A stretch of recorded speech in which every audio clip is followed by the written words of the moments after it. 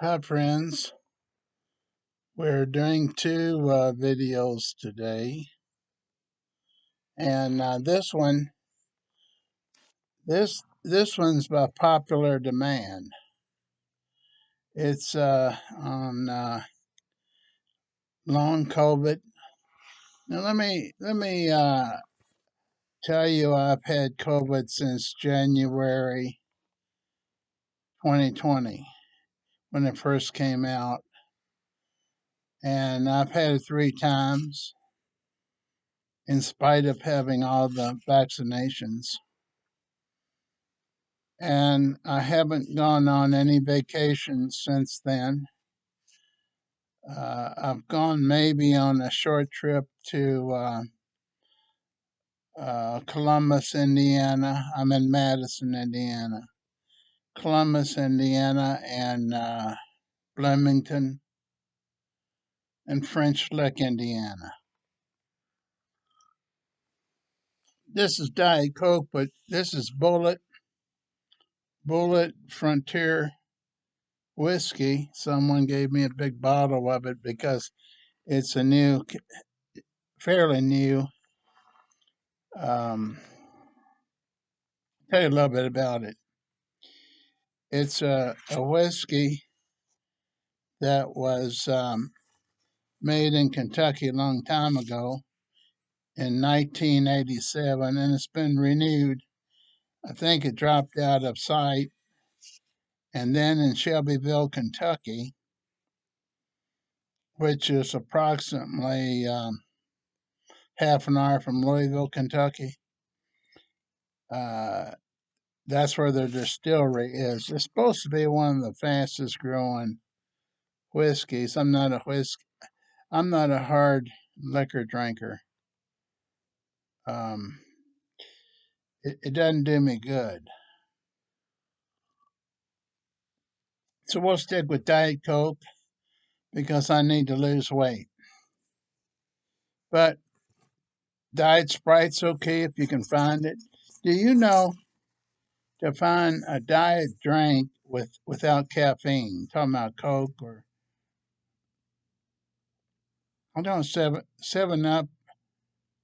If you can get a caffeine free, I don't think it has. If you can get it sugar free, I don't think it has caffeine. But the name brands are getting harder and harder to find caffeine free, which I make these videos at night. Right now it's 10, 10 till 9. I still got a few people to call. I check up on elderly people sometimes, most of the time. Want to be sure they had a contact during the day to say hi. But tonight we're going to talk about long term COVID, also called long COVID. Several other titles. I'll read a couple. Post COVID conditions, post acute,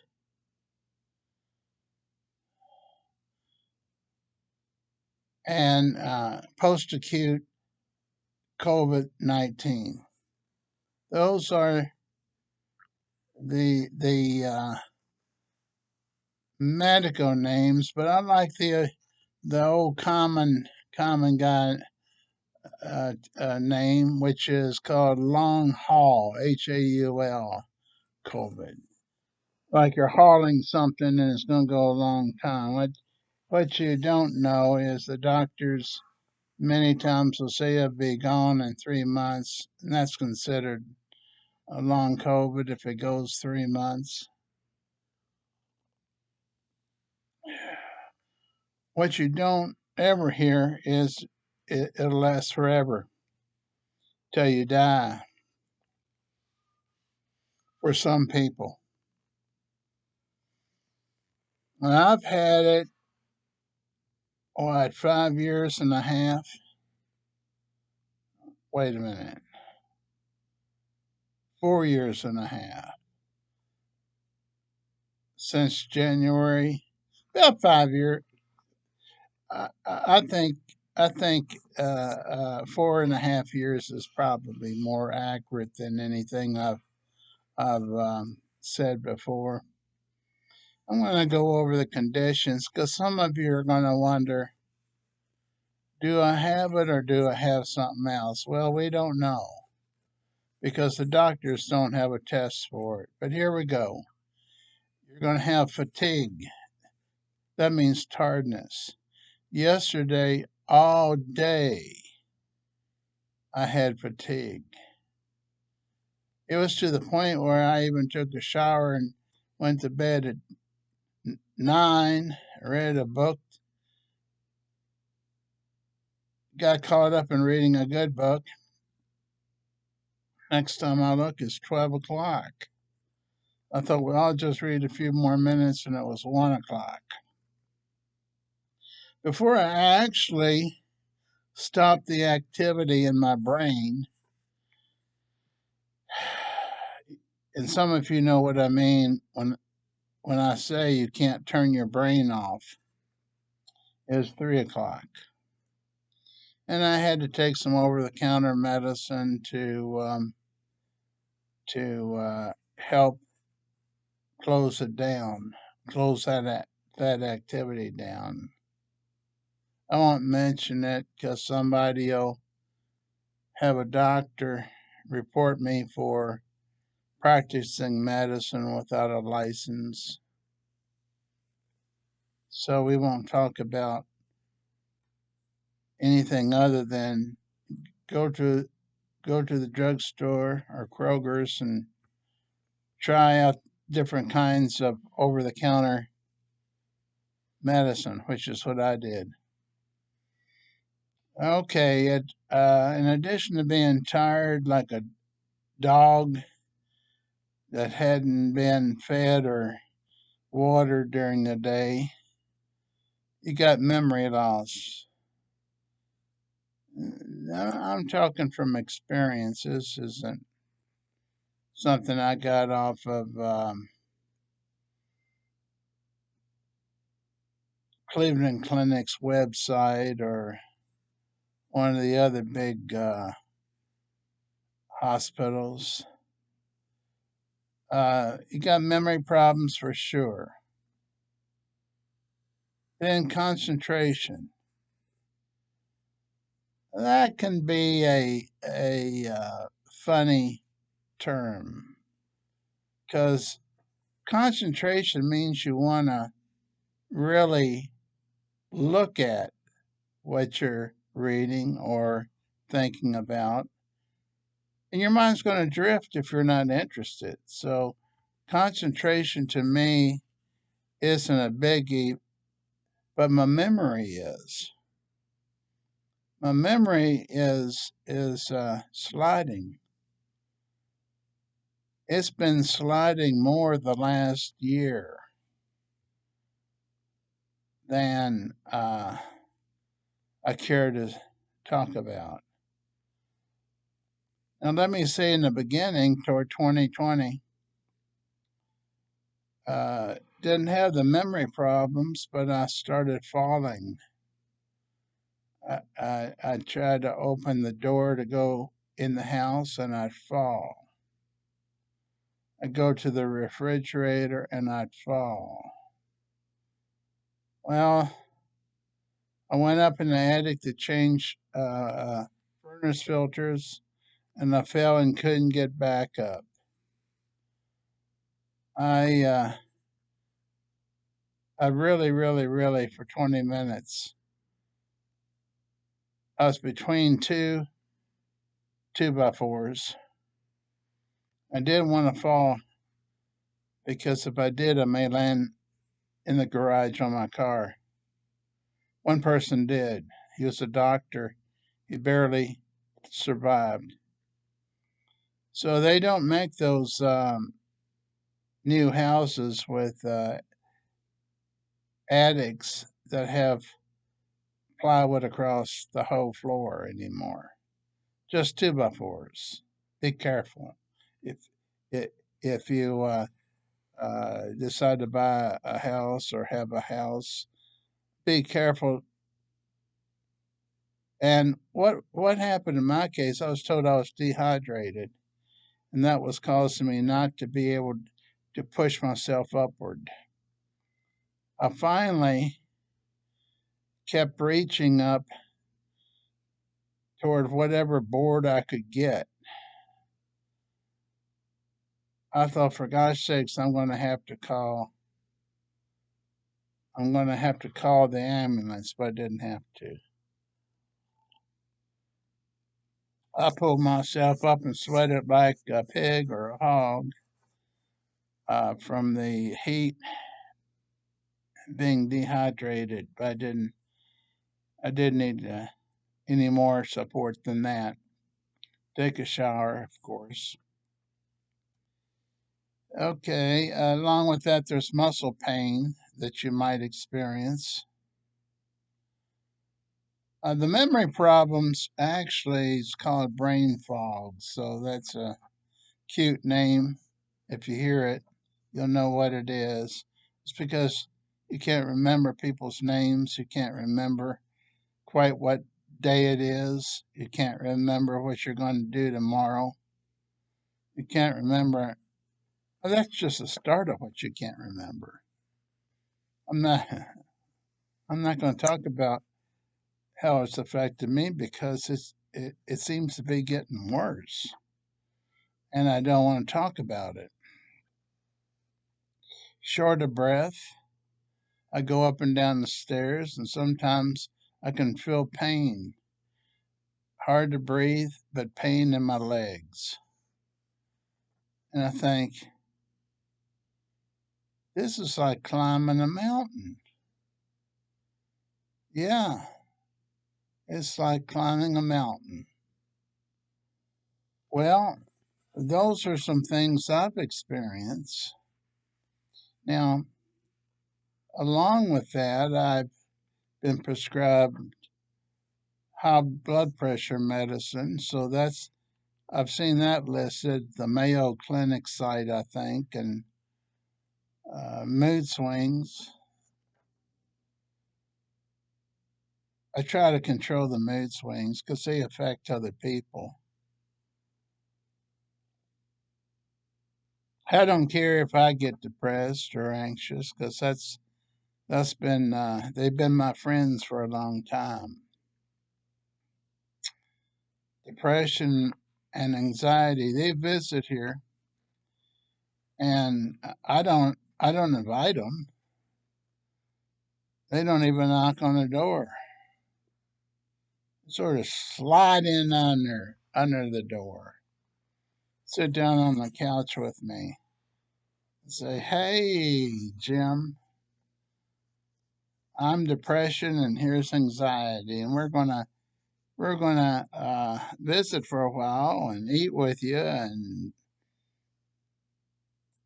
have drinks with you and things like that, and have a good old time." I say, "That's fine. I'm used to y'all. I know you're not going to hang around forever." And they never do. They get tired. They get tired looking at me, I guess, and hearing the same old stories. So that's a biggie in this field of long COVID. Mood issues, heart disease, any various kind of heart disease. Mine's blood pressure. So I'm supposed to take medication for it, and I do 2 times a day. Migraines, headaches. Now, the headaches have come and gone. Maybe some of them could be described as migraines. I don't know. Lung disease, I've had that. Do you know that I have been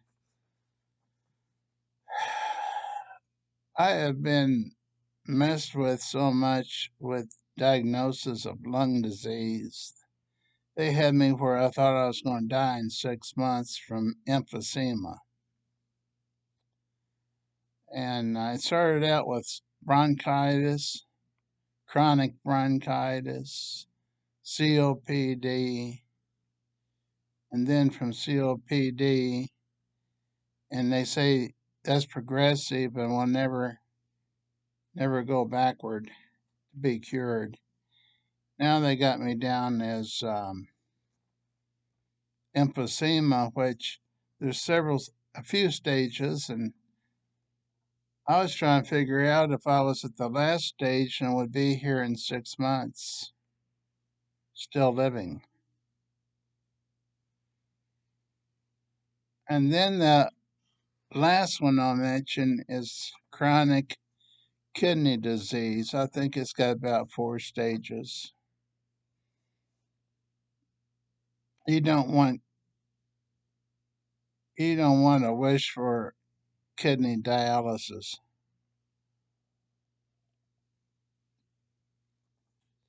Now, these are just the common ones they know about. As far as I know, there's no diagnosis for it. So if you attempt, I did put a video on how to get on a disability, how to apply for it if you have COVID, long COVID, and but in particular, there's not a real diagnosis for it. So that's what makes it uh, to where you can't get disability unless they go a different route, such as one of the chronic kidney disease, heart disease. If you have a mood disorder that is so severe that you're bipolar, and I hate to say it, but if it gets so bad that it's rapid and uncontrollable, and even on the negative side, you're psychotic, or on the upper side, you're psychotic. Um, and I tell you what, uh, you can get on, disability. I, as a mental health professional, have seen maybe 20 people through getting disability, and um, the mood disorders, bipolar, major depression, even, oh man, if you got schizophrenia where you're hearing voices and people talking to you from helicopters, which I've had, uh, it's not that difficult to qualify for disability. But rather than going in and saying, I'm going to apply for disability for COVID, I wouldn't say that. I would pick the worst symptoms I had, and loss of memory, because they're going to test you. They're going to put you through a psychologist and through a medical doctor for mental and physical. Uh, Kidney disease, I don't know how that works. If you're that bad off with this disease, migraines, I don't, I've never worked with people with migraines that got on disability. If your COVID is bad enough to where you want to apply for disability, it would take approximately 2 to 3 attempts because you'll be turned down. It's almost common practice to be turned down 2 to 3 times, and you want to get find out what attorneys have the best track record with helping people get on disability. interview them, they're going to take a certain percent of your disability payment, 25%, I think, once you get it, starting from when you sign the paperwork with them.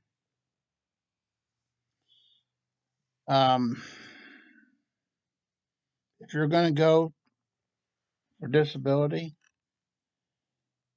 it's important that you know you got to have some medical records.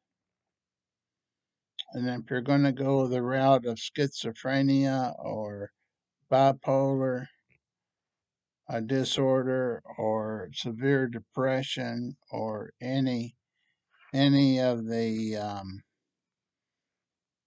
things that can qualify for you in mental health, be sure you're seeing at least a credible licensed therapist, but also if you could be seeing a psychiatrist or a doctor that's giving you psychiatric medication for that particular illness.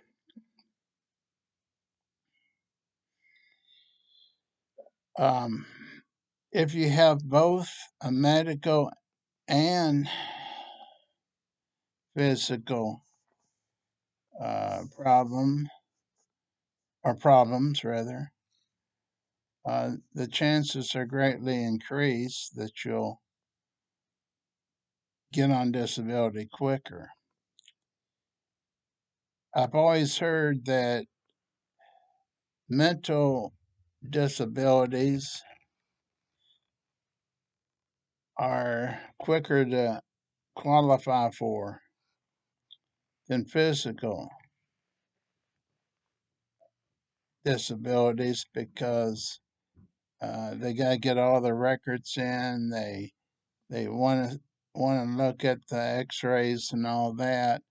Well, there's no X-rays really, so to speak, in the mental field. So it's a little bit more flexible in that people don't doctors or the people looking at the records, they can't say, well, we're going to turn the person down because there's no breaks in the bones or there's no signs in the physical body that qualify. And what I'll say is the best. What I would do if you are disabled and unable to work, look under requirements for Social Security disability. Requirements for Social Security disability. And usually, if you contact an attorney at this point, if you have records from the medical doctors and the therapist and the psychiatrist, if you have those, they may take you on to start the case for your disability qualification. If you have nothing to go by, it's going to be very difficult. You, you need to consider what I'm saying. And if you need to see a psychiatrist or a therapist, um,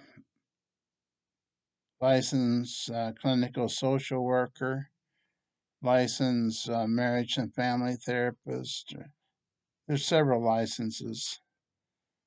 Start your record going, get an appointment. And then, if you need medication because you're hearing things or you're so depressed you want to do yourself in, uh, either find a psychiatrist. Okay, psychiatrists have a little bit more weight when it comes to disability. than an internist. However, I've seen it not matter. I've seen it not matter. I've seen people get on disability just from seeing a therapist like myself. Um, what else can I help you with here? Realize you're going to be turned down the first time and possibly the second time. Realize that they want to know your worst condition, not they're going to ask you questions what you can do during interviews and all. You don't want to tell your best days. You always want to talk about what your worst days are, because that's the disability. The disability isn't, hey, when I have a good day and take Excedrin and a Coke and coffee, I can mop the floor and I can cook. Well, that might be one day out of 30. What they want to know is who's cooking for you, who's cleaning your house. They may not ask the names, but do you have someone to do these things? Do you have someone checking on you? Do you have someone calling you? Do you sometimes have to call someone for support because you're suicidal? I've seen this too much to know this is true, that if you give the best day scenario, when they ask you questions of what you can do, you're not going to get it. You're not going to get disability. They're going to say you're functioning within a normal range. Go for the worst days that you have. And I'm saying that because they're going to only get worse. So you might as well just start there. Now, look, if you like this video, hit like if you want to, and also hit subscribe. You know from looking at my other videos that I am talking from experience. I'm not programming this from a script. You can tell that. No script. Spontaneous. Not professional. Just me. Just me. Trying to help you. If you'd like to subscribe, I'd appreciate it. I have over 100 now. Can you believe that? Over 100 people like me enough to think that they may want to tune in again, and I hope you do. Thanks for tuning in tonight.